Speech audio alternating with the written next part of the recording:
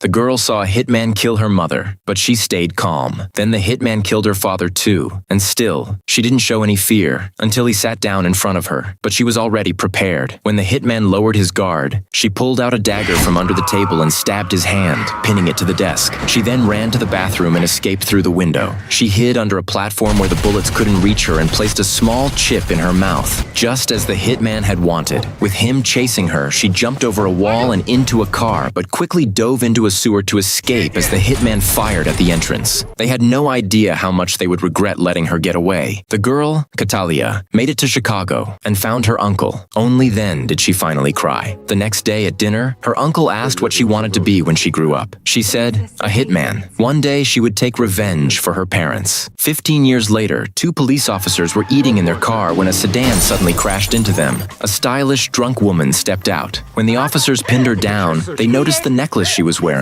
She was the girl from years ago, Catalia. The police arrested her and took her to jail, which was exactly what she wanted. That night, she planned to kill a prisoner. After dark, Catalia put on a black ops suit and used a hairpin to unlock her cell door. She moved aside a wall-mounted monitor, grabbed a coffee spoon and a glass of water, and made her way to the electrical room. There, she opened the air vent, wedged the spoon between the power switch, and pierced the glass to create a slow drip, setting a timer. Then she climbed into the vent and waited by the spinning fan. When the spoon filled and dripped water onto the wires, the power went out, stopping the fan. Catalia quickly crawled through. At that moment, the guard watching the prisoner went to the restroom. Catalia snuck up behind him and knocked him out. She dragged the unconscious officer to the prison door, entered the cell, forced the target to remove his shirt at gunpoint, shot him, and escaped. When the police heard the gunshot and rushed in, they found only their confused colleague holding the gun. Meanwhile, police were pursuing Catalia on the rooftop. She jumped over the edge and held onto the railing to hide, then returned to her cell and changed clothes before the guards arrived to inspect. She fooled them all. The next day, FBI Inspector Ross arrived in Chicago. He was drawn there by an orchid drawn in lipstick on the victim's body. He realized the case was the 22nd murder and believed the killer was leaving a message, trying to make the world understand something through this pattern.